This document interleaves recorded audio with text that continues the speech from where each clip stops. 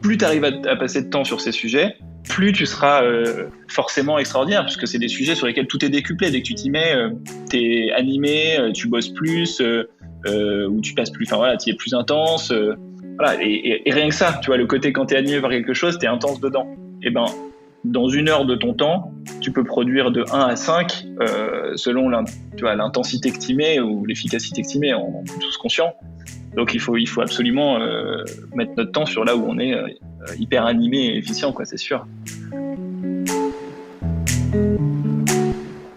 Bonjour à tous, bienvenue chez Innovation Leaders, le podcast de la communauté Together by Tech, propulsé par Equiden, qui a pour objectif de vous inspirer et vous donner des tips pour une meilleure utilisation de la tech au service de votre performance personnelle, de celle de votre équipe ou encore celle de votre organisation. Vous retrouverez toutes les notes de ce podcast sur notre site togetherbytech.com. D'ici là, bonne écoute. Vous avez peut-être déjà entendu parler de ces deux entrepreneurs un peu fous qui ont décidé de lancer la production de fraises dans des containers posés dans les quartiers de Paris. Ça vous dit peut-être quelque chose. C'est un projet qui est né dans un appartement de 2 copains, au départ, Guillaume et Gonzague, qui s'est transformé en un projet agricole et tech assez unique. Et on reçoit Guillaume Fourdinier, qui vient nous partager son expérience et nous parler plus intimement de son expérience de CEO d'une start-up qui, depuis 2015, a déjà levé 35 millions d'euros et emploie désormais près de 70 personnes, si je dis pas de bêtises. Salut Guillaume. Salut Geoffrey. Merci de passer un moment sur Innovation Leaders. Avec plaisir. Je suis content de t'avoir, tu sais, parce que j'ai suivi les différentes étapes d'Agricool. Alors peut-être pas son lancement, mais en tout cas ses premières levées, son premier développement, et je trouvais le projet, le nom hyper attirant. Et j'ai hâte que tu nous partages ton expérience d'entrepreneur, assez riche sur le plan humain notamment. Et puis chez Agricool, on est dans une phase assez clé en ce moment, et je suis ravi que tu viennes nous en parler un peu. On y va ? C'est parti. Est-ce que tu peux nous dire un mot sur qui tu es et quel est ton parcours avant Agricool ? Donc en fait, moi je suis fils d'agriculteur. J'ai grandi dans le Pas-de-Calais, sur la côte d'Opale, pas loin de Montreuil-sur-Mer, le Touquet, avec du coup une vie très à la campagne. Et puis j'ai fait des études de commerce à Lille qui s'appelle l'IESEG. Et enfin après, donc j'ai créé une boîte en fin d'école pour aider les étudiants à trouver du logement. Ça a duré 3 ans globalement, et puis ensuite on a fermé la boîte parce qu'on a fait plein de conneries dedans et c'était un peu l'apprentissage. Et t'étais déjà CEO, ou en tout cas t'étais à l'initiative du projet ? Ouais, exactement. C'est une boîte qu'on avait créée en 4e année. Et puis après j'ai suivi ma femme, ma copine qui est aujourd'hui ma femme, à Rouen parce qu'elle faisait ses études de médecine là-bas. J'ai été commercial en pharmacie. Okay. Et puis ensuite j'ai créé Agricool. Ok, bien. Et justement, comment le nom, le Agricool, certains connaissent, surtout ceux qui suivent le monde des startups, peu connaissent l'histoire en fait, ni même ce que représente l'entreprise aujourd'hui. Tu peux nous raconter la genèse d'Agricool, comment ce projet est né ? Ouais, écoute, ce projet déjà comme souvent il naît d'une pause où on réfléchit, quoi, parce qu'en fait souvent on est un peu dans notre quotidien et puis t'as du mal à réfléchir à tes étapes d'après. Et un jour, je crois que c'était en décembre 2014, j'ai dû me casser l'épaule au ski et du coup passer 1 mois à la maison avec l'épaule en vrac et du coup plus la capacité de prendre la voiture pour faire le commercial. Et puis au bout d'une semaine, tu te rends compte que ton cerveau il tourne à 200%. Au bout de 2 semaines, que tu sais pas si tu vas retourner au boulot. Et à la fin du mois, il y a 3 projets de boîte. Donc c'était un peu ça. Et puis quand tu réfléchis aux boîtes que tu veux construire, en fait, tu regardes soit les problèmes que t'as, si t'as des enfants, les problèmes que t'as avec tes enfants, si t'as des loisirs, les problèmes que t'as pour se satisfaire avec tes loisirs, et puis aussi tes origines. Et voilà. Et moi j'ai grandi avec ces fruits et légumes incroyables autour de moi tout le temps. Et j'avais le vrai sentiment d'avoir une espèce de rupture à partir du moment où j'étais parti de chez moi. Avec cette alimentation qui était pas du tout la même en ville, quoi. Et donc j'ai beaucoup creusé ces sujets d'agriculture. Puis j'avais envie de travailler dans le monde agricole parce que, encore une fois, mes parents sont agriculteurs, mon petit frère reprend la ferme, mes beaux-parents sont agriculteurs, j'ai des amis agriculteurs, et puis j'avais envie de le faire un peu différemment. Donc j'ai beaucoup creusé ce qui était possible aujourd'hui en termes technologiques pour produire différemment en ville, et c'est là qu'est né le projet. T'avais déjà vu des projets ou des boîtes se lancer comme ça sur ces thématiques-là?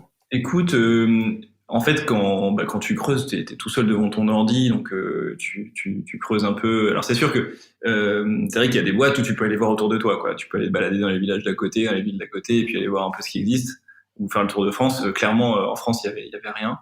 Mais par contre, j'avais vu pas mal de sujets naître aux États-Unis ou en Asie, des tout petites boîtes pour l'instant, mais il y avait des trucs qui existaient, donc j'ai beaucoup creusé.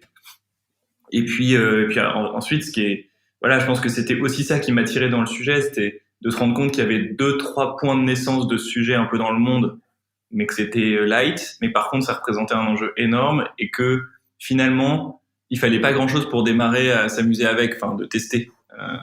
On a commencé par commander le moyen de produire dans l'appartement de l'oncle de mon cofondateur 3 pots fraisiers et voir s'ils poussaient avec une LED en face. Et en fait, il y a un côté un peu fou, un peu marrant, un peu savant, un peu recherche. Ouais, à te dire est-ce que ça va marcher. Enfin, tu vois, un peu comme quand t'as je sais pas 10 ans et que tu fais des expériences dans le jardin, quoi. Et donc voilà, tu refais un peu naître l'enfant qui est en toi et ça fait du bien parfois quand t'es dans ton quotidien pro et du coup ça te nourrit beaucoup et finalement tu te rends compte que t'as envie de faire que ça, quoi. Ok. Et il s'est passé combien de temps entre le moment où tu as l'idée, tu testes la plantation du fraisier dans un salon qui fonctionne, jusqu'au moment où tu commences à vraiment te dire attends, on va en faire une boîte, on commence à faire une première levée Friends and Family et à te lancer. Enfin, c'est tout en termes de timing, ça s'est passé comment tout ça? Tu vois, l'épaule cassée, ça doit être en décembre 2014. Les premiers fraisiers machin, ça doit être au premier trimestre 2015. En juin 2015, on a un container de 40 pieds dans le jardin de la cour de la ferme de chez Gonzague et on y passe juin, juillet, août non-stop.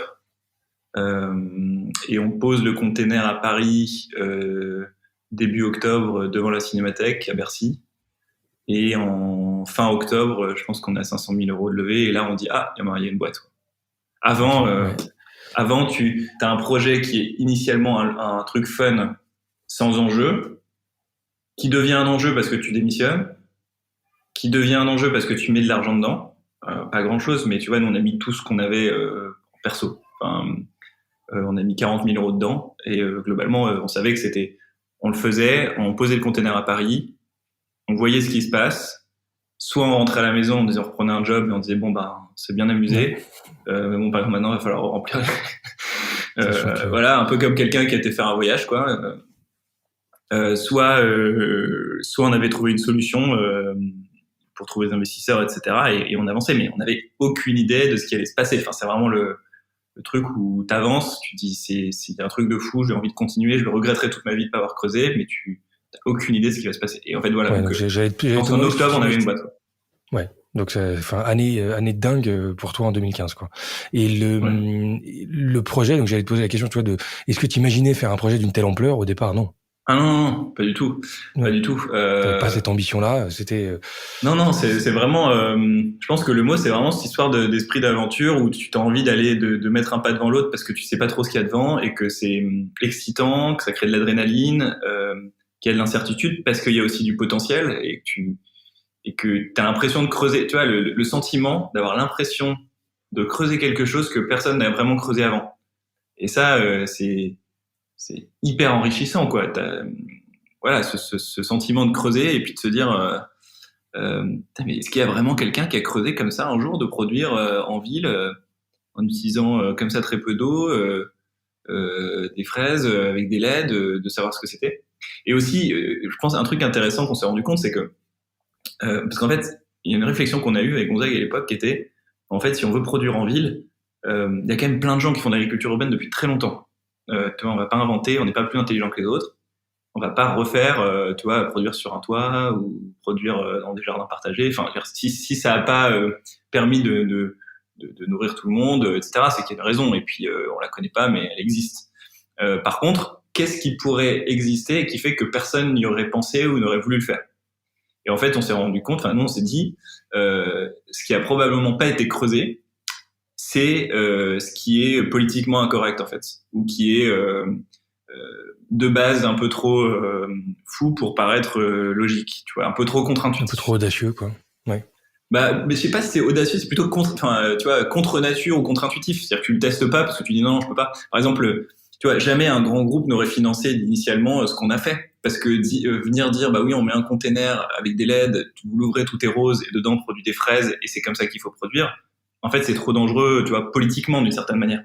Pendant un certain temps, à chaque fois qu'on disait ce qu'on faisait à nos amis, ils nous disaient, mais n'importe quoi, c'est pas comme ça qu'il faut produire, etc. Il a fallu vraiment du temps et qu'on montre, et que progressivement on découvre que ça faisait du sens, écologiquement, etc., pour que autour de nous ça s'apaise. Et nous on s'en foutait parce qu'on était tous les deux et qu'on se disait bah de toute façon il faut bien tester un truc parce que tous les autres trucs ils ont déjà été testés, donc il faut tester les choses. Voilà. Et alors justement, tu disais tout à l'heure qu'il y avait une question de sens. Moi, ça m'intéresse de connaître l'état de la vision et peut-être de la définition de la mission d'Agricool aujourd'hui.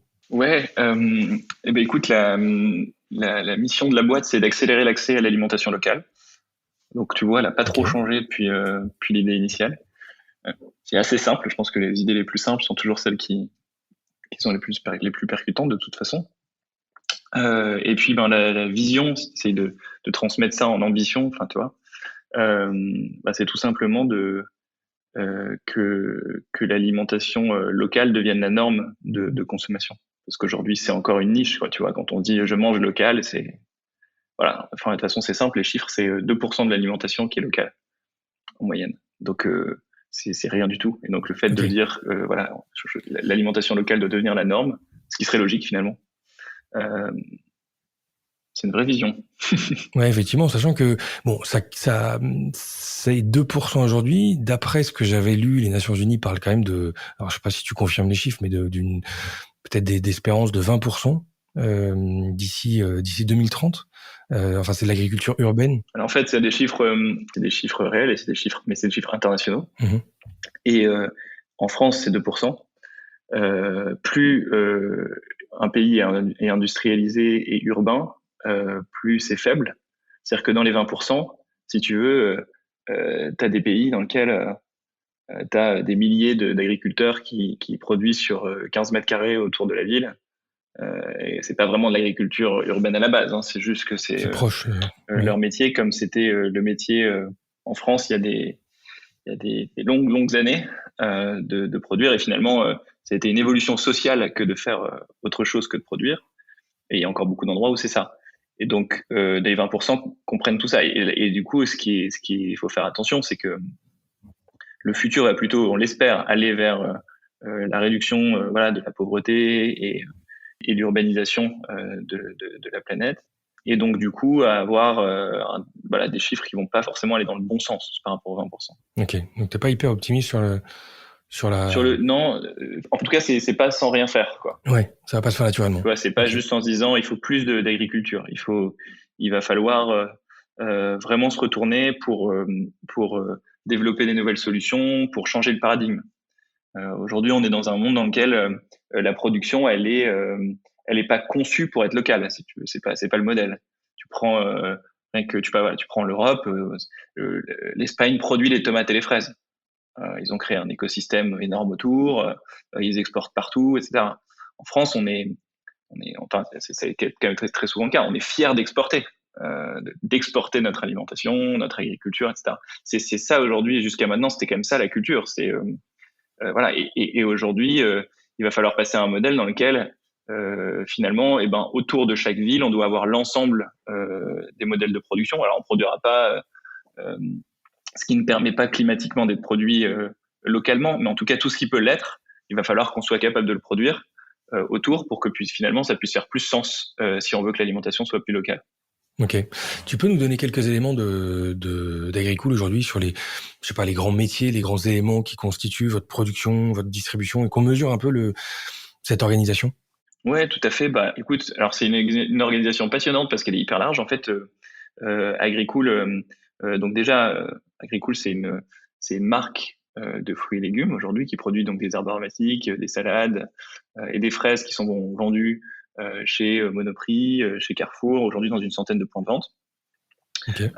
Et puis la particularité de cette marque, comme on est en train d'en discuter depuis tout à l'heure, c'est qu'on produit nos propres fruits et légumes autour de la ville par des moyens donc très innovants qui permettent de produire donc à l'intérieur des containers euh, et en utilisant 90% moins d'eau, pas de pesticides, que des énergies renouvelables, avec 100 fois plus de rendement qu'un champ, à peu près 10 fois plus qu'une serre. Et l'objectif de tout ça, c'est de produire, comme on le disait, localement en ville. Et ça fait que quand on va récolter, par exemple, notre salade, on va la livrer le lendemain, elle va être livrée le lendemain chez Monoprix, quand en moyenne, elle met 5 à 10 jours à arriver chez Monoprix dans l'agriculture classique quand on est dans une grande ville. Donc en fait, on vient apporter de l'ultra fraîcheur sans pesticides aux consommateurs urbains, quand aujourd'hui, dans sa consommation quotidienne, c'est pas possible. Donc c'est Ok. vraiment la valeur qu'on vient apporter. Pour ça, ça veut forcément dire que on a une partie recherche et développement, parce que c'est bien ce qui a conçu Agricool au départ. On a designé nos propres LED qui consomment peu d'énergie et qui ont les bons besoins pour la plante. On a nos propres recettes agronomiques. On a développé nos propres systèmes de software pour piloter la ferme, notre propre gestion climatique, etc. Donc beaucoup de recherche et développement. Mais ensuite, évidemment, du coup, on a designé nos fermes, on les fait assembler, on produit dans nos fermes. Donc on a des cultivateurs qui produisent à l'intérieur, des équipes opérationnelles. Ensuite, on va livrer les points de distribution. On a du coup une marque, donc on a évidemment du marketing. On a des chefs de secteur qui passent en magasin. Voilà, donc on a des ventes, on a de la finance, de la RH. Donc en fait, finalement, tu as tout un spectre hyper large sur 70 personnes, ce qui crée beaucoup de complexité, évidemment, parce que c'est quand même plus simple d'avoir un métier précis et de le faire parfaitement, mais qui est obligatoire, parce qu'en fait, quand tu réinventes une chaîne de valeur, ce qui est un peu ce qu'on a dû construire pour que ça devienne possible, il n'y a pas trop d'autres choix, et qui est complètement passionnant, parce que du coup, voilà, enfin déjà, c'est hyper riche dans l'entreprise d'y travailler, pour ces raisons, parce que tu as tous les profils différents, enfin tu vois, c'est magique, quoi. T'as des gens qui ont fait Polytechnique Harvard, d'autres qui sont arrivés en France il y a 3 ans et qui travaillent dans le container et qui ont des histoires incroyables à raconter. Et en fait, tout ça s'enrichit avec les mêmes valeurs au fond, qui sont ces espèces de valeurs d'ouverture, de pas avoir de certitude, d'aimer apprendre. Et en fait, quand tout le monde se retrouve pour déjeuner, en dehors du Covid, bien sûr, ça fait toujours du bien, quoi. Ouais, c'est canon. Et au niveau là, enfin, quand t'annonces les différents départements, c'est autant de challenges différents, où t'amènes un nouveau produit, donc t'amènes de l'innovation, donc que ce soit dans la production, dans le développement, dans l'invention, dans la distribution. Tu t'es pas posé la question à un moment donné de réduire le scope d'Agricool et de te dire, OK, en fait, on va déléguer la distribution, qui est un autre métier, à quelqu'un d'autre pour se concentrer sur la R&D, ou à l'inverse, se concentrer sur enfin, je sais pas, est-ce que Ouais. ça amène autant de challenges différents, en fait, de gérer toutes ces phases-là? Oui, alors c'est vrai, quand on entend ça, on pourrait se dire attention de ne pas réinventer la roue, quoi. Ça c'est clair, et de se concentrer sur ce qui est nécessaire pour que le business fonctionne. Mais c'est un peu ce qu'on a fait, c'est-à-dire que typiquement les choses qu'on ne fait pas, c'est donc assembler les containers. Donc là, on a des partenaires qui vont sur base de nos specifications, assembler les containers pour nous. Ce qu'on fait pas non plus, c'est la partie justement distribution, c'est-à-dire qu'on n'est pas Monoprix, Carrefour, c'est nos clients. On livre les entrepôts et c'est eux qui livrent leurs magasins. Mhm. Donc on pourrait dire, il faut, tu vois, vendre en direct, etc. Mais À la ça on le fait sortie du pas. Et container, ouais, presque. voilà, on le fait pas parce qu'il faut savoir ce qu'on doit faire le mieux déjà. Et c'est un vrai métier, la distribution. Et puis aussi parce qu'on est persuadé que, et ça c'est une vision, mais que si tu veux, quand je te dis que voilà, la vision c'est de faire du local la norme, eh ben, il faut qu'on soit capable de transformer les normes, d'être dans les normes de distribution. Tu vois, de pas être vendu uniquement dans des circuits de distribution qui sont alternatifs. Donc voilà, pour nous, c'est très important de rendre le local compatible avec le modèle de la grande distribution qui représente 75% des achats alimentaires. Ouais, avec toutes les contraintes ou Euh, les exigences de la grande distrib en termes de volume, je sais Exactement. pas, j'imagine que t'as Avec beaucoup d'exigences et de contraintes, mais pour nous, c'est un nécessaire pour satisfaire la vision dont on parle. Après, ce qui se passe, c'est que si tu veux, on pourrait se dire, on va faire que la technologie et on va vendre les fermes, par exemple. Mais en fait, à partir du moment où nous, on a passé 5 ans ligne par ligne à prouver qu'on pouvait avoir un modèle économique profitable sur un sujet complexe, qui aujourd'hui est celui-là, et qu'on a réussi à le faire, mais après, voilà, vraiment 5 ans d'intense travail, clairement, tu peux pas avoir un modèle dans lequel tu rajoutes au milieu une marge de 40% de quelqu'un qui fait l'intermédiaire pour te vendre une ferme, tu vois. Donc, Ouais, je comprends. donc ça ne fonctionnerait pas. Ok. Au niveau des, je sais pas si comment a été perçu ce projet, cette démarche vis-à-vis du monde agricole que tu connais bien. C'est quelque chose qui est vu comme une concurrence ou au contraire comme un complément positif? Bah, tu sais, c'est un peu cette histoire de courbe d'adoption des technologies de rupture, hein, c'est toujours intéressant. Là, aujourd'hui, on est minuscule, on est rien. Donc, en fait, on en est au stade du départ, et le stade du départ, c'est un peu personne nous regarde vraiment, et quand on nous regarde, on se dit que c'est sympa, ça peut être un peu un truc de niche, mais voilà. Et après, ça, c'est, on va dire, en fait, du coup, il n'y a pas d'animosité. Il y a personne qui nous déteste aujourd'hui parce qu'on n'existe pas. Tu vois ce que je veux Là, dire? tu Par fais de contre, l'ombre à personne, quoi, pour non, l'instant. on fait de l'ombre à personne. Par contre, tu peux avoir des gens qui rigolent. Ça, c'est peut-être la partie la plus sceptique. Et puis, il y a toute une partie hyper intéressée qui, pour le coup, se passionne pour le sujet en disant incroyable, il y a des potentiels de dingue, etc. Mais bon, tu connais, voilà, dans toute industrie, évidemment. Enfin, quand je fais pas une critique d'agriculture quand je dis ça, parce que c'est n'importe quelle industrie. T'as forcément des gens dedans qui sont hyper passionnés, connectés en avance, qui vont essayer de comprendre, qui c'est intéressant, qu'est-ce qu'on peut en retrouver, comment est-ce qu'on peut se compléter, qu'est-ce qu'on peut, voilà. Et puis t'as ceux qui vont dire oulala, non, attends, ça c'est n'importe quoi, ça va jamais exister, quoi. Ok. Et il y a un truc qui m'intéressait parce que tu parlais justement de projets industriels et moi ça me fascine à titre perso parce que je trouve que les contraintes de l'industrie, la nécessaire vision, les investissements sont sur des échelles beaucoup plus longues que dans des projets SaaS et c'est des gens qu'on a plus l'habitude d'avoir à ce micro. Moi ça m'intéresse d'avoir ton retour aussi d'expérience en tant qu'entrepreneur dans le monde de l'industrie. Est-ce qu'on pilote un projet entrepreneurial industriel comme on piloterait un projet industriel dans le SaaS pour toi en tant qu'entrepreneur, la démarche est comparable? Alors, il y a plusieurs choses là-dedans. Le pilotage de l'entreprise dans le sens management, etc. Non, je pense qu'il est complètement différent puisqu'en fait, on est une boîte.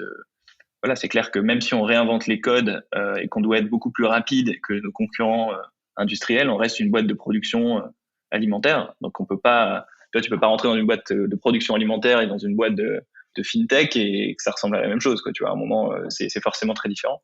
Mais par contre, là où il y a quelque chose qui est assez passionnant, c'est de se dire que tu es quand même financé par les mêmes fonds globalement. Enfin, à un moment, Ouais. en fait, quand tu crées une startup, au départ, en tout cas, après au fur et à mesure, ça se spécialise un peu. Tu vois, tu as des fonds un peu plus agriculture, etc. Mais des marges, c'est quand même les mêmes fonds. Donc finalement, ils ont les mêmes exigences envers toi qu'envers les autres. Donc il faut être capable de créer de la scalabilité suffisamment rapide et d'avoir une ambition suffisamment importante, avec un potentiel suffisamment important pour que ce soit possible de se faire financer par ces fonds. Donc déjà, moi, ce que je dis souvent, c'est que quand tu rajoutes une contrainte, à savoir typiquement, ben oui, en effet, il y a des capex, il y a de la R&D, etc. Il faut que de l'autre côté, tu rajoutes le potentiel, tu vois, très très gros, quoi, pour que le risque en vaille la chandelle. Donc typiquement, si tu dis, ben voilà, comme nous, ben honnêtement, il y a les champs, les serres jusqu'à aujourd'hui. Si on arrive à craquer le modèle pour produire directement en ville, c'est tout un modèle agricole qui se construit. Voilà, c'est un énorme sujet. Et ben forcément, tu vois, tu touches à une corde qui est ah oui, il y a peut-être un très gros pari à faire et ça vaut peut-être le coup voilà d'assumer ces timings de R&D, etc. Parce qu'il y a quelque chose de grand derrière. Ok, mais du coup, j'imagine, enfin, je sais pas comment ça s'est fait naturellement ou t'as dû un peu évangéliser avec tes investisseurs qui sont, je crois, Daphne, Kima, The Family au départ. T'as dû leur transformer un peu les métriques ou les KPI que eux suivaient ou a priori vous suivez enfin, vous êtes drivé sur les mêmes standards? Non, c'est sûr qu'on n'a pas du tout les mêmes KPIs. Enfin, tu vois, on va pas parler en MRR, mais donc non. Mais par contre, non, c'était assez naturel. En fait, on leur a partagé ce qui nous animait, notre vision, notre ambition, le potentiel qu'Agricool pouvait avoir. Et ça a été assez naturel. Je pense qu'il y a un truc qui est important, c'est de trouver les personnes, en fait, trouver les personnes dans les fonds. Et tu vois, c'est important parce que parfois on parle de voilà tel fonds, est-ce qu'il est plus compatible avec ta boîte, tel autre, etc. Moi, j'ai toujours trouvé que la grosse différence, elle se situait avec les personnes qui composaient tes investisseurs et au fur et à mesure ton board. Si tu as des gens qui sont là justement pour le long terme, qui savent pourquoi ils rentrent, et que tu as un alignement voilà, de valeurs, comme avec ton équipe, comme avec ton COMEX, avec ton board, et ben en fait, ça peut durer très longtemps et ça peut être très solide. En revanche, si tu fais rentrer un investisseur où tu te dis, ouais, ils peuvent être intéressants, ils peuvent réinvestir, mais par contre, c'est vrai que je fais pas un super fit avec celui avec qui j'ai fait tout le process, lever, c'est dangereux, quoi. C'est super dangereux parce que derrière, au bout de 6 mois, un an, etc., ça peut être bon, bah finalement, on n'est pas exactement en phase avec ce qu'on avait dit, donc ça va pas. Donc, voilà. Donc c'est important de. Moi, j'ai toujours trouvé que voilà, chez Agricool, on avait réussi à construire ça, c'est que chaque fois, on a vraiment des personnes qui s'entendent hyper bien et qui créent un noyau au board hyper fort qui soutient la boîte depuis le départ. Et voilà, et à chaque fois qu'il réinvestit. Ok, et donc tu as trouvé, vous êtes en phase, en tout cas là-dessus, Ouais. aligné. Je vous prends 10 secondes pour vous dire que ce podcast vous est proposé par Equiden. Equiden, c'est la start-up qui vous accompagne dans vos projets tech, product, data et engineering et qui repense l'approche des ESN traditionnels. En 2 ans, cette société de conseil compte plus de 130 personnes et s'est déployée dans 6 pays. Pour en savoir plus et pour participer à l'aventure, suivez-nous sur LinkedIn ou sur equiden.com, E-2-K-I-D-E-N. Bonne écoute! Tu peux nous parler de la place de la tech et de l'innovation? On parlait tout à l'heure de R&D chez Agricool. Et accessoirement, ça m'intéresse de savoir aussi comment tu abordes cette R&D, sachant que même si tu es fils d'agriculteur, ça veut pas dire que tu es ingénieur, ça veut pas dire que tu maîtrises toutes ces problématiques-là qui sont quand même assez complexes. Donc comment on pilote de la R&D, comment on pilote un projet qui implique de la R&D et la place de la tech et l'innovation? Alors déjà, c'est vrai que aujourd'hui, il y a toujours évidemment beaucoup d'innovation et de R&D chez Agricool. C'est l'ADN. Enfin, à la base, on a quand même un ADN très recherche-développement puisqu'on a dû en faire beaucoup, quoi. Donc aujourd'hui, même si on produit, on vend et que de plus en plus on déploie, la recherche et développement va rester et l'innovation va rester un ADN fort d'Agricool. Donc on a on a une équipe agronomique avec des zones de test où on améliore les rendements, les variétés, etc. On a une équipe engineering qui va bosser sur comment améliorer l'efficacité des LED, que ce soit écologiquement, économiquement, comment est-ce qu'on peut améliorer la valeur nutritionnelle des plantes. Enfin, voilà. Donc il y a plein de choses. Et en fait, on est en effet passé. Enfin, quand on a démarré, on était 2. Et puis progressivement, en fait, quand on a eu les 500 000 euros au démarrage, puis les 4 millions 6 mois après, en fait, il a fallu vraiment accélérer en recherche et développement parce qu'on a vu que oui, il y avait quelque chose de gros à faire, mais 2, qu'on en était très loin. Donc, il fallait faire beaucoup de recherche et développement et on a recruté progressivement. Il y a peut-être une 50aine de personnes en recherche et développement à un moment, quoi, parce qu'il fallait tout faire de zéro. Et il se trouve qu'en effet, Nick Gonzague, qui était du coup EDEC plus du droit et moi l'ESSEG, on avait une formation faite pour ça, quoi. Donc là, je pense que on a dû tout s'est passé en fait dans la manière de s'entourer, en fait. Et je pense que ça fait partie peut-être des choses qu'on a bien fait. C'est trouver les bonnes personnes autour de nous à qui on a pu faire confiance, qui nous ont fait confiance, et puis qui ont pu construire cette recherche et développement progressivement, en fait. Mais voilà, nous on a toujours été très proche du sujet. On a toujours été là aussi pour challenger, pour aller tu vois, montrer que l'impossible est possible, etc. Mais c'est sûr que c'est pas nous qui avons directement piloté les projets de recherche et développement. Tu t'es pas transformé en ingénieur chercheur. Ouais. Ok. Et les principaux sujets, il y a un moment juste. Ouais, pour donner un exemple, en 2016, il y a un truc qui était assez marrant. C'est peut-être en 2017. On s'est retrouvé à un moment où en fait on s'est dit là donc on a levé 4 millions. Ok, on a poussé le sujet de la recherche et développement, on a augmenté le rendement. Mais en fait, on se rend compte que soit on craque le sujet de la LED, parce qu'en fait, tout ce qu'on a acheté, on a tout testé et c'est pas suffisant. Et le paramètre limitant aujourd'hui, c'est la problématique de spectre lumineux, etc. C'est ce qu'on se disait en 2017. Et donc, au moment, en fait, on s'est rendu compte que c'était le matériel, quoi. Enfin, donc, si tu veux, tu te dis, on fait quoi? Et donc là, on était que 6, je crois, dans la boîte. Et ben, on s'est dit, il y a qu'un seul moyen, c'est de créer une LED, quoi. Et donc, du coup, et typiquement, ça, c'est un truc, tu vois, si t'as que tes équipes ingé, il y a moyen que ça finisse par, c'est quand même chaud, quoi. Enfin, à un moment, on sera pas Philips, on n'a pas 500 personnes en technologie, ils ont ça, pourquoi on y arriverait, quoi. Et puis, tu te dis, non, mais en fait, les gars, juste, on se fait un run, on se donne 2 mois et on teste tout ce qu'on peut et on essaye. Et en fait, ils ont réussi, quoi. Et on a créé une LED beaucoup plus performante que toutes les LED qu'il y avait autour, qui permettait de produire 2 fois plus d'intensité avec moins d'énergie, etc. Et en fait, ça a permis de faire passer l'étape. Et ça, tu vois, c'est une espèce de mix. Ça, par exemple? Non, non, même pas. Parce qu'en fait, finalement, c'est de l'efficacité. Okay. Mais c'est toujours très difficile, hein, la notion de brevet, parce qu'en effet, tu as toujours l'impression que ce que tu fais, tu peux tout breveter. Et en fait, à partir du moment où il y a quelqu'un qui l'a écrit un peu différemment, déjà dans un brevet il y a 35 ans, en fait, tu peux pas l'écrire. Mais bon, bref, tout ça pour dire que ce mix-là, il était passionnant parce que c'était un mix entre finalement des gens qui avaient la capacité de le faire, mais qui arrivaient pas à débrider le cerveau pour dire en fait, tu sais quoi, je vais me lancer dans l'inconnu et je vais le faire parce que c'était pas naturel. Et de venir leur donner la dose d'ambition et le fait de dire non mais en fait, tu sais quoi, tu vas y arriver. Ça l'a fait. Et donc finalement, ce mix où nous, on n'était pas forcément experts, était pas déconnant pour réussir à prouver tous ces trucs, quoi. Ok.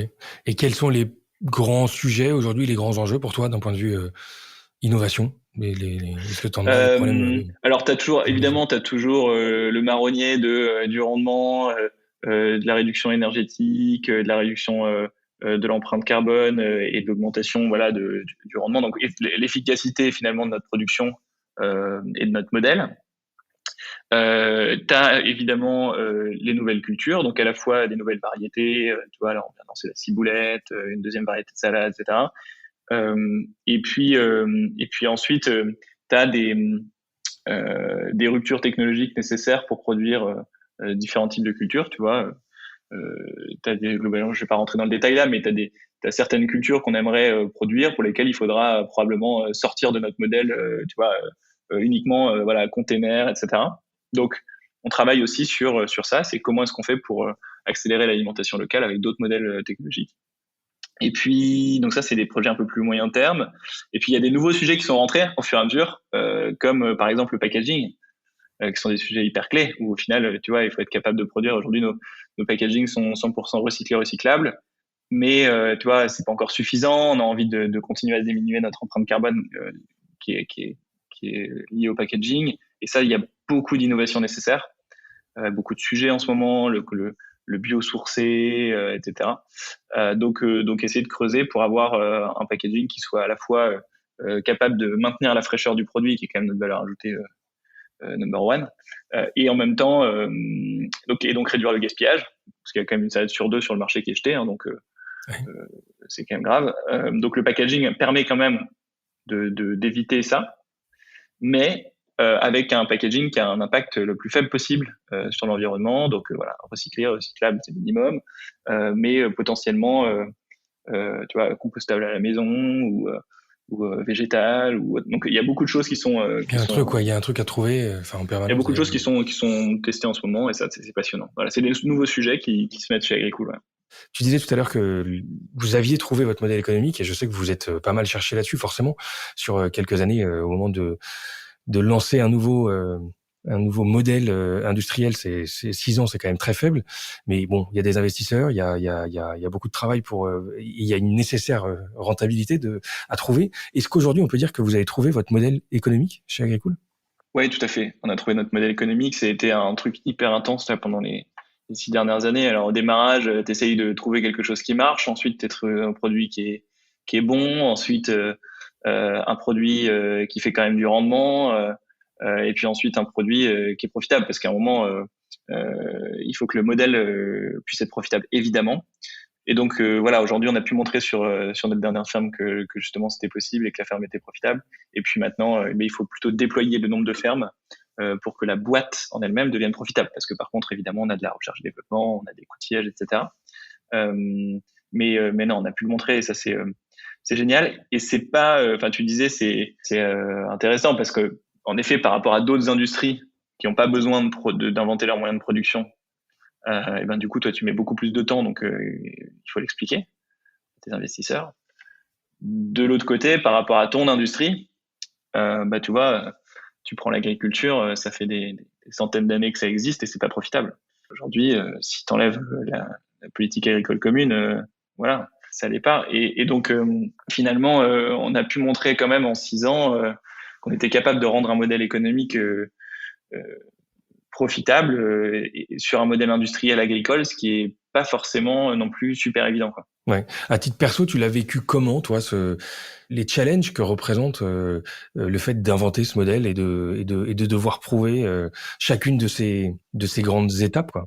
Ouais, c'est pour ça que je l'ai créé, si tu veux. Pour ce côté challenging et inconnu, quoi. Bah, tu vois, quand si on reprend le début du podcast, 2015, c'est cet esprit d'aventure, c'est de dire, je suis en train de creuser quelque chose que personne n'a pu creuser avant et je trouve ça passionnant. Non pas que j'ai envie de montrer à tout le monde que je suis meilleur, c'est pas du tout le sujet, mais le sujet, c'est de te dire, j'ai envie de me sentir en train de faire avancer quelque chose qui n'a pas été avancé avant. Et pour ça, bah, du coup, finalement, c'est exactement, j'ai réussi, en tout cas personnellement, à me construire exactement ce que je voulais me construire. À savoir aller d'un truc impossible à un truc possible et montrer que c'est le cas. Maintenant, c'est sûr que voilà, ça a pris du temps, c'était complètement incroyable, il y a eu des hauts, des bas, ça aurait pu planter plein de fois, etc.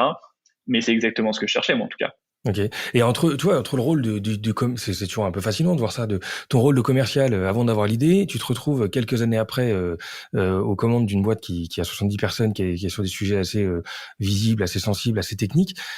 À titre perso, tout s'est fait naturellement, ou est-ce qu'on peut dire que tu as eu des phases? Comment tu as appris ton rôle de CEO et comment il s'est mis en œuvre au fur et à mesure de ces années?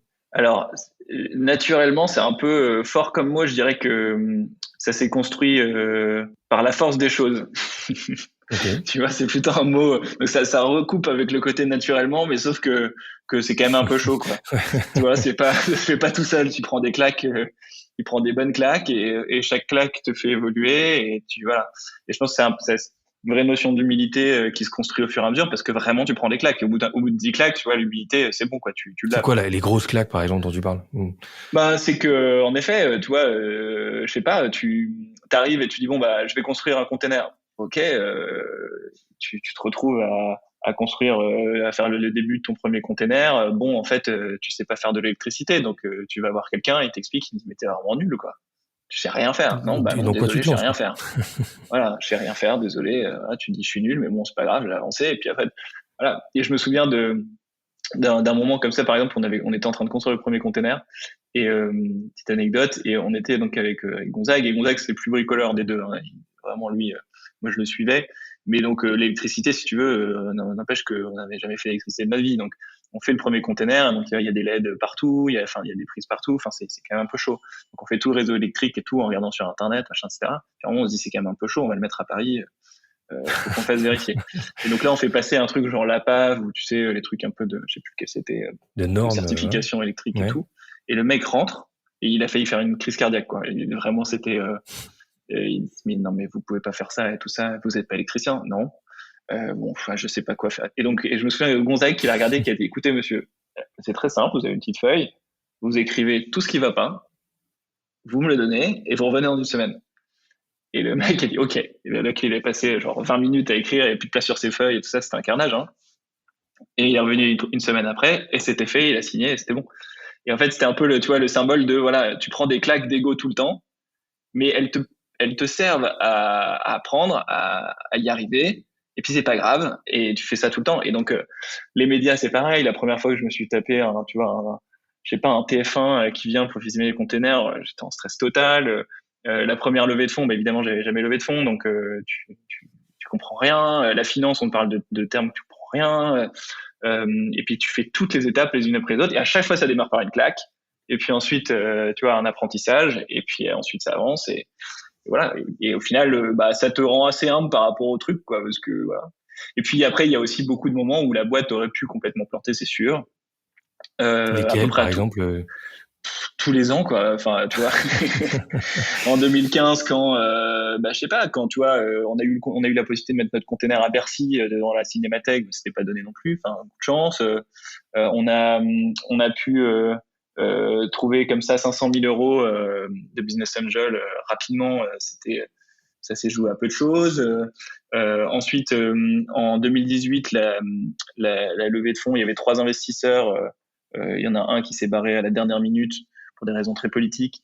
J'ai dû tout recommencer pendant l'été, aller chercher genre 3 millions d'euros en business angel, enfin un truc complètement fou. Et pareil, il restait quelques semaines de cash. On a eu une cyberattaque en 2020 qui a failli planter la boîte. C'est un peu tout le temps, tu vois, mais au final, quand tu te crées une espèce de résilience native, en fait, je vais prendre les éléments les uns derrière les autres et puis ça va le faire. En fait, tu te rends compte que c'est pas loin d'être d'être imbattable, quoi, comme modèle. Tu vois, tu prends les vagues et puis tu t'avances et tu passes à autre chose et en fait, tu fais grandir la boîte progressivement et ça fonctionne, quoi. Ok. Il y a des choses que tu aurais aimé, enfin, avec un peu de recul, et t'en as du recul, que tu aurais pu faire ou aimé faire différemment dans ce Oui, projet? oui. Ouais. En fait, donc, je me suis fait coacher que l'année dernière, et j'aurais dû le faire plus tôt. Alors, pareil, hein, ça, faut avoir quand même les moyens, faut avoir les moyens de le faire, ou faut y penser, ou faut avoir le temps, je sais pas. Mais bon, c'est toujours facile. Il y a un truc, moi, j'ai une phrase que j'adore, c'est on est toujours plus intelligent après. Ouais. Et donc voilà. Mais en tout cas, oui, parce qu'en fait, ça m'a permis de comprendre ce qui m'animait moins en tant qu'entrepreneur et CEO, ce qui faisait que je faisais des choix naturellement, alors que d'autres en auraient fait d'autres. Et du coup, ça m'a permis de comprendre là où j'avais fait des conneries et pourquoi je les avais faites. Typiquement, je sais pas, on a été mettre un container à Dubaï, par exemple, trop tôt. Tu vois, on n'était pas du tout prêt. Et en fait, alors c'était une super expérience. Hein. On a produit des fraises dans le désert sous 50 degrés. On a pu montrer pour la première fois qu'on pouvait produire des fraises dans des environnements comme ça. C'était génial, mais on n'en a pas fait grand-chose après, pour l'instant en tout cas. Et donc finalement, on aurait mieux fait de le faire plus tard. Et quand il réfléchit, moi je me suis rendu compte que ce qui m'animait dans l'entrepreneuriat, c'était l'aventure. Tu vois. Et donc finalement, quand on m'a proposé le truc en me disant tiens, regarde, j'ai un emplacement, si tu veux, tu fais tout ce que tu veux, tu mets là-bas, regarde, ça pourra te permettre de produire à Dubaï. J'ai sauté dessus parce que ça m'amusait au final. Et ça, je m'en rendais pas forcément compte, mais est-ce que j'avais vraiment, tu vois, est-ce que c'est pas mon esprit d'aventure qui me poussait là plus que toi Que la plus que raison vraiment économique ou que le projet en lui-même. exactement. Ouais. Et donc à un moment, quand mais c'est très bien parce que c'est ça qui fait aussi, tu vois, les Ouais. transformations de la boîte et les évolutions et tout. Mais le fait d'en être conscient, tu vois, tu te dis, voilà, maintenant, quand quelque chose m'arrive, je sais que j'ai mon esprit d'aventure qui va m'emmener naturellement. Donc, est-ce que je dois le raisonner ou est-ce que je dois le laisser aller et je le sais. Et donc, finalement, ça te permet plus de focus. Donc, les erreurs, je pense que je te dirais le focus, du coup. La concentration sur... Il y a quelques éléments enfin, voilà, on a fait des erreurs de sujets qu'on aurait mieux fait de lancer plus tard. De déprioriser, de mettre... ok. Ouais, Okay, voilà. Mais bon, après, voilà, tu sauras jamais refaire l'histoire. C'est toujours compliqué, mais ouais, je pense que je ferai plus attention à ça. Et c'est ce que je fais aujourd'hui, en tout cas. Ok. Après, sujet peut-être un peu sensible, mais comment tu arrives à te dire que tu as besoin d'un coach ou que tu as envie d'un coach? Ça arrive comment? Il y a une tendance de fond en ce moment. Tout le monde parle de coaching, mais finalement, t'as passé le pas. Pourquoi, toi? Écoute, c'est une bonne question. Je me souviens même plus exactement ce qui a été le déclencheur, mais je crois que c'est quelqu'un qui m'en a parlé en me disant je me suis fait coacher, j'ai appris sur moi-même et tout. Il en a pas fallu beaucoup. Je suis assez, tu vois, j'étais pas. J'aime bien apprendre sur moi-même.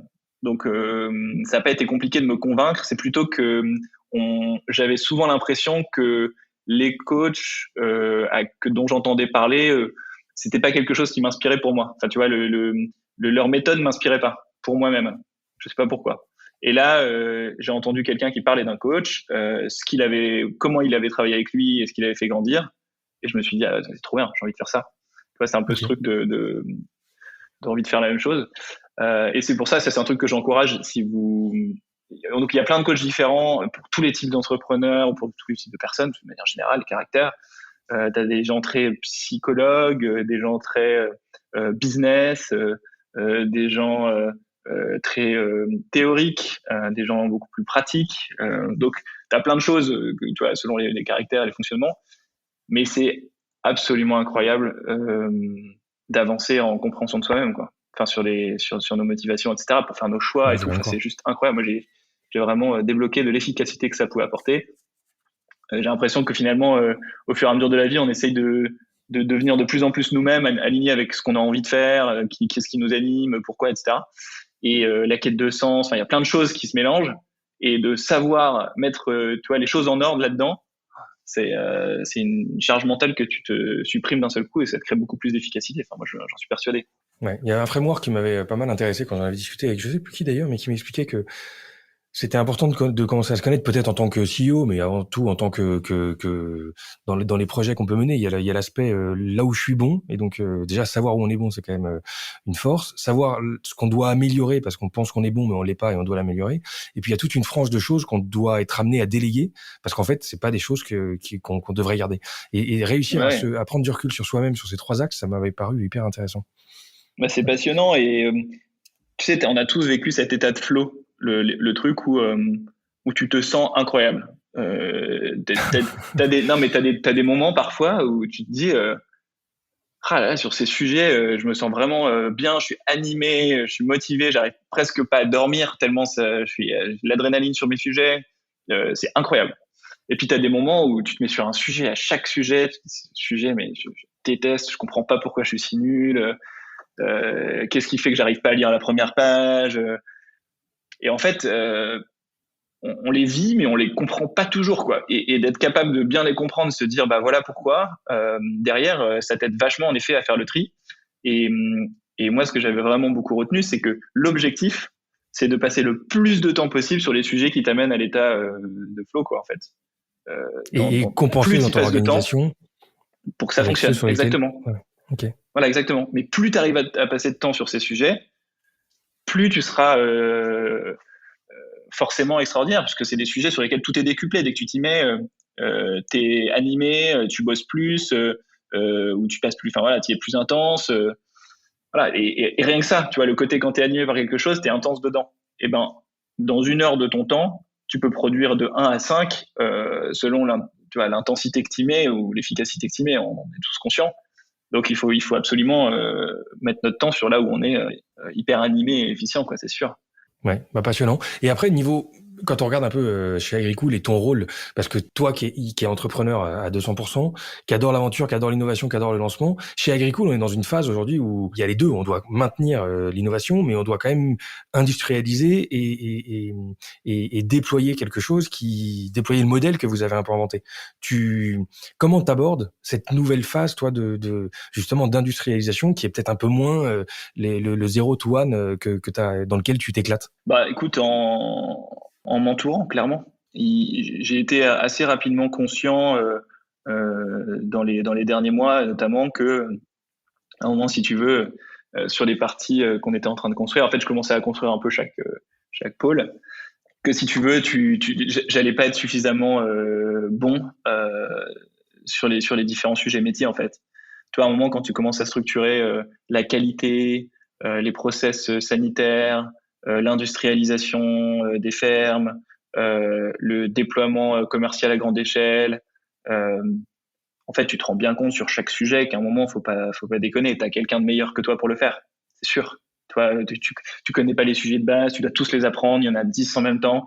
Enfin, donc à un moment, voilà, c'était évident pour moi que la boîte pouvait grandir plus vite sur ces sujets en ayant quelqu'un de meilleur. Donc typiquement, tu parlais enfin voilà. On se disait tout à l'heure l'état de flow, etc. Voilà, il y a un moment, il y a des gens qui sont en état de flow sur ces sujets et c'est pas forcément moi. Et le deuxième,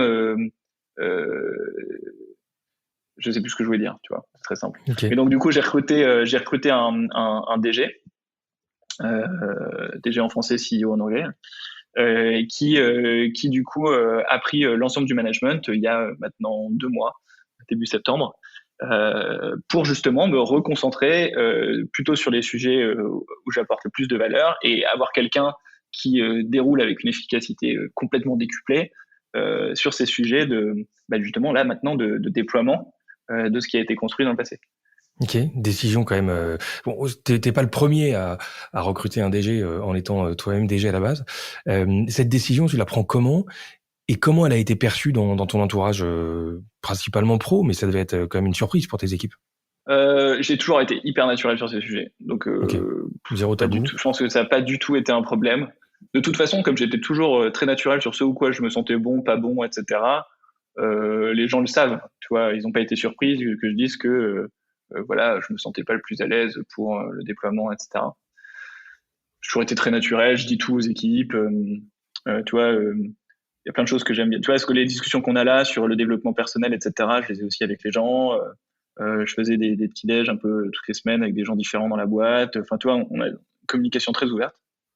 Et puis voilà. Et après, j'ai jamais été très possessif. Enfin, tu vois, parce que je pense que ça, c'est le frein numéro 1 de l'entrepreneur qui arrive pas à lâcher son rôle de CEO. C'est la notion tu vois, de c'est mon bébé, quoi.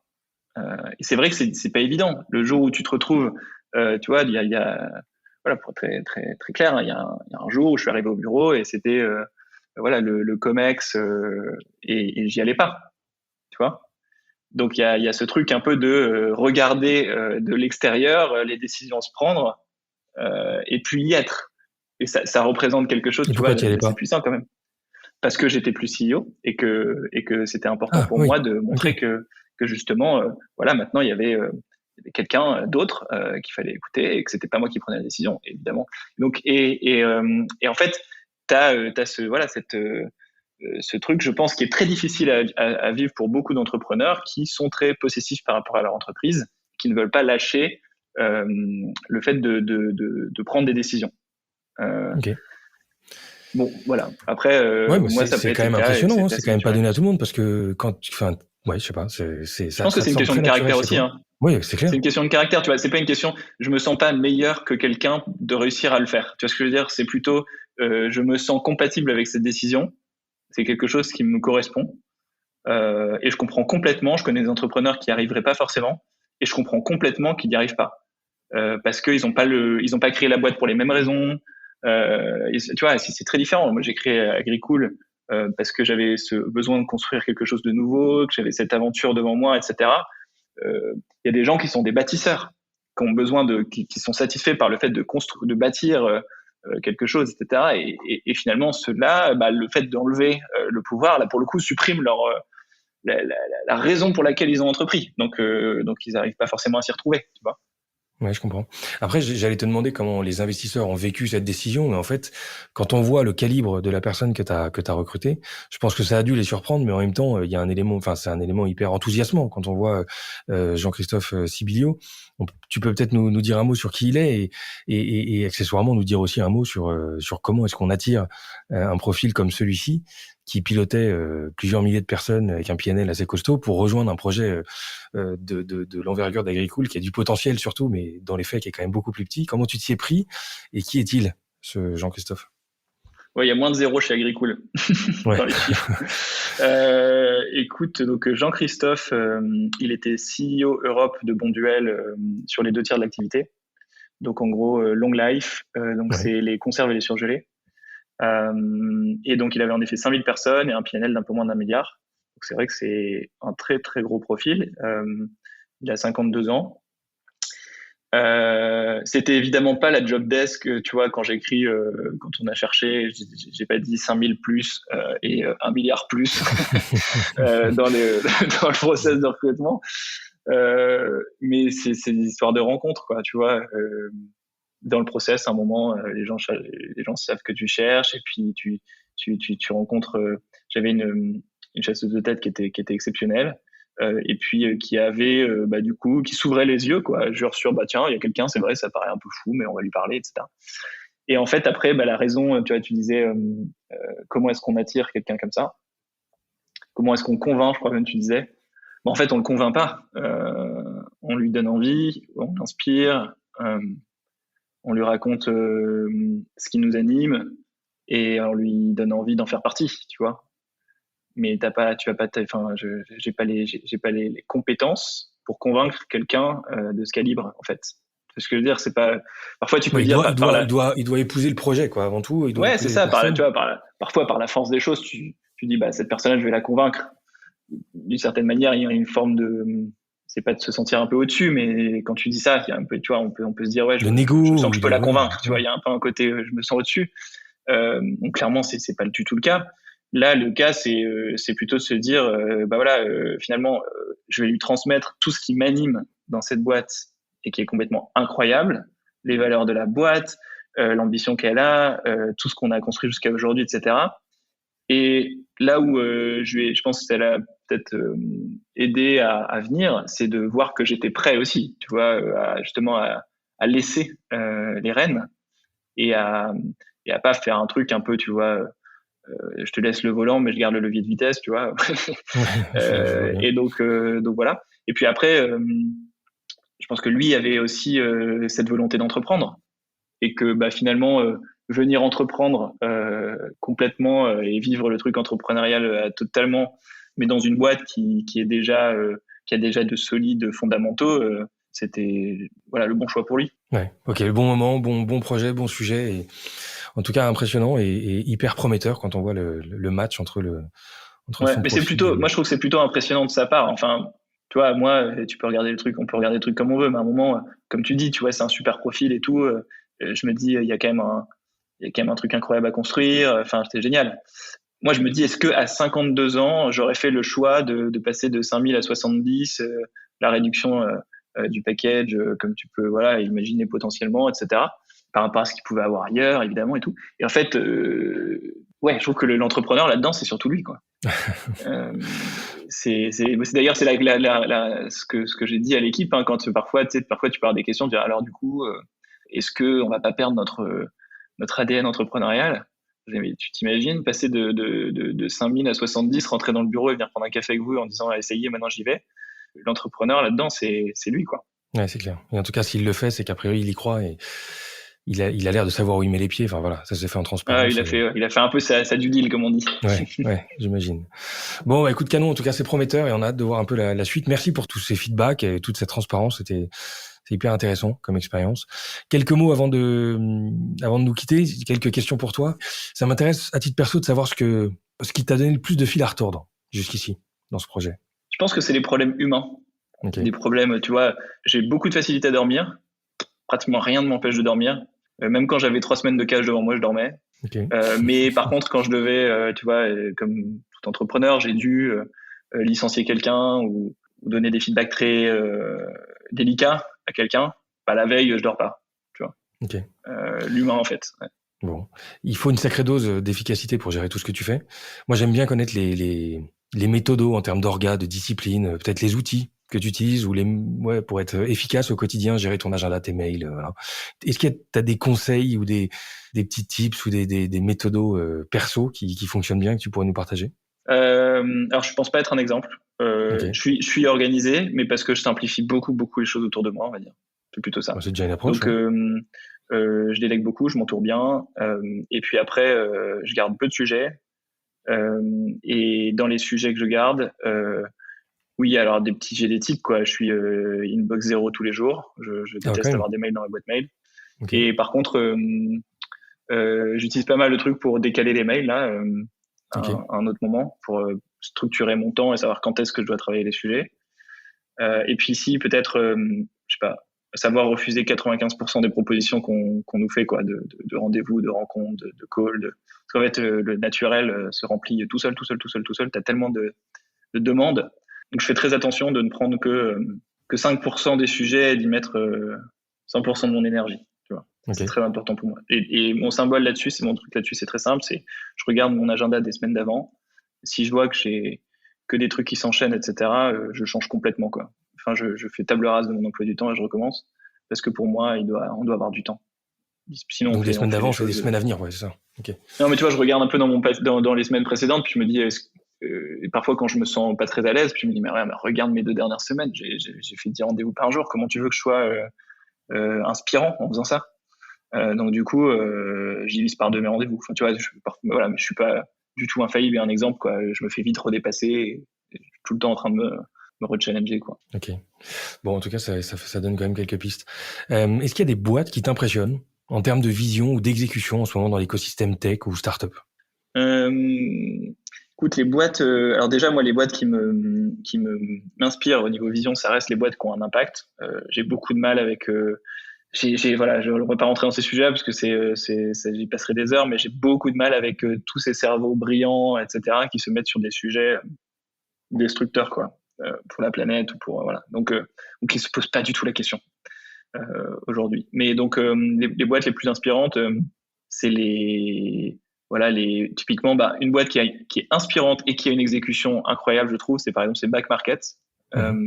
Pour le coup, quand on voit l'impact de ces produits électroniques, le fait qu'un iPhone ça dure 18 mois en moyenne, que tu as des décharges à ciel ouvert de téléphone et de batterie au Ghana, et que c'est un carnage. Back Market, c'est extraordinaire, et l'exécution derrière, elle était magistrale, quoi. Donc je trouve que c'est ces beaux mix là. Sinon après c'est plus classique, quoi, mais c'est des Patagonia, des Veja, des boîtes comme ça qui m'inspirent le plus. Ouais, et qui en plus s'en sortent très bien. Est-ce qu'il y a un personnage dans l'écosystème tech que tu aurais pu prendre en tant que mentor? Alors, je me suis jamais posé la question, pas parce que j'estime que je peux pas avoir de mentor, parce que voilà, je me sens tellement petit par rapport à la plupart des gens, mais en gros c'est parce que je suis très influençable. Donc parfois au début j'ai pris comme ça un peu des mentors. Et en fait, c'était un carnage. Si tu veux, je devenais la personne pendant 3 mois, et ensuite je devenais l'autre personne pendant 3 mois, et je faisais des changements de stratégie. Enfin, c'était débile. Donc, parce que peut-être des gens super convaincants qui t'expliquent qu'il faut absolument faire des OKR maintenant, etc. Puis tu les fais, puis les 3 mois après, c'est en fait, il faut faire autre chose. Donc finalement, je fais très attention de prendre plein de conseils différents de plein de gens, mais de pas du tout avoir, tu vois, une personne que je vois 4 heures toutes les 2 semaines, parce que pour moi, c'est très dangereux. En tout cas, c'est différent pour d'autres, mais pour moi, c'est très dangereux. Ok, intéressant comme approche. Est-ce qu'il y a un conseil qu'on t'a donné dans ta carrière qui s'est avéré être très utile? Concentre-toi sur tes forces et pas sur tes faiblesses. Ok. Je pense que c'est vraiment un truc clé. En fait, comme je disais juste avant, je suis très influençable. Donc, en fait, tu sais, je suis ce genre de personne qui, tu te dis un compliment, ça passe un peu au-dessus, puis tu me donnes une critique, et puis en fait, ça me fait 2 semaines. Puis après, t'as des gens qui se disent, mais arrête avec ton truc, on s'en fout. Enfin, c'est vrai en plus. Et c'est un peu destructeur. Et donc, en fait, j'ai naturellement tendance à vouloir améliorer mes faiblesses, parce que je prends très à cœur les feedbacks, tu vois, qu'on me donne, de choses à améliorer. Et en fait, du coup, naturellement, si je me laisse faire, je passe mon temps à essayer de répondre aux feedbacks qu'on m'a donné, en fait. Et c'est une connerie. Il faut plutôt se dire, ok, bon, je vais essayer de faire gaffe, mais voilà. Et puis par contre, se remettre à fond sur là où t'es bon et où t'as pas retenu, mais tu sais que t'es bon, parce que c'est ça qui fait qu'à la fin t'as fait plus dans la semaine, quoi, ou dans ton mois. Ok, revenir dans l'état de flow, ou rechercher l'état de flow dont tu parlais. Est-ce qu'il y a un bouquin qui t'a marqué, à titre pro ou perso, que tu nous recommanderais?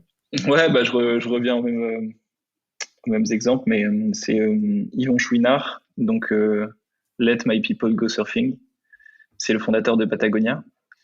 C'est un livre hyper inspirant par la stabilité du gars, en fait. Je sais plus quel âge il a, mais il a genre 75 ans ou 80 ans. Et le fait que ça fait le Patagonia qui est à la mode aujourd'hui, avec tu vois, avec tout le monde qui est à fond et qui trouve ça extraordinaire et en phase avec son temps, ça fait à peu près 40 ans qu'il fait la même chose. Et les époques ne l'influencent pas, mais le gars a toujours été aussi extraordinaire que ça. Très, très inspirant. Bon. Et est-ce qu'il y a une appli dans ton téléphone que tu recommandes à tout le monde d'avoir? Je suis le pire là-dessus. Donc, alors le pire dans le sens, je suis pas du tout geek. Donc moi je dirais non. Si c'est un contre-courant, comment elle s'appelle cette alors déjà la première chose, c'est de pas avoir de notification. Enfin, genre 0 notification, très important pour moi, pour justement être efficace. Et le deuxième, c'est Starwalk. Je sais pas si tu connais. C'est une appli qui te permet de regarder les étoiles.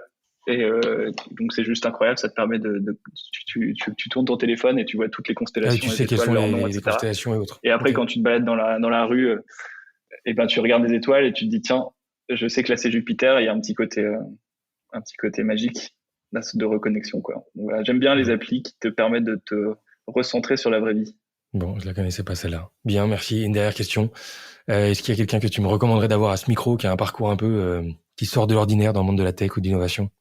J'essaie pareil de te donner des choses qui changent Yvon un peu, Chouinard. du coup. Ça serait pas mal. Franchement, challenge accepted. Un peu dans le genre, un mec, moi, qui m'inspire beaucoup, c'est, parce que je fais pas mal de bateaux, Roland Jourdain, que tu connais peut-être, qui était un navigateur, voilà, très connu, qui fait le Vendée Globe, etc., qui a lancé une boîte qui s'appelle Kairos, et qui en fait fait des trucs incroyables pour trouver des moyens en fait de produire des bateaux en biosourcés, etc., et de transformer, tu vois, de trouver des alternatives au carbone. Et en fait, il a une histoire complètement, que je trouve complètement incroyable, quoi, en étant passé du navigateur complètement compétiteur, etc., à aujourd'hui, là, je crois qu'il va faire la route du Rhum avec un kata en lin, quoi. Okay. Et le gars est juste incroyable. Bon, ok, il casse un peu les codes, ok, je vais creuser ça.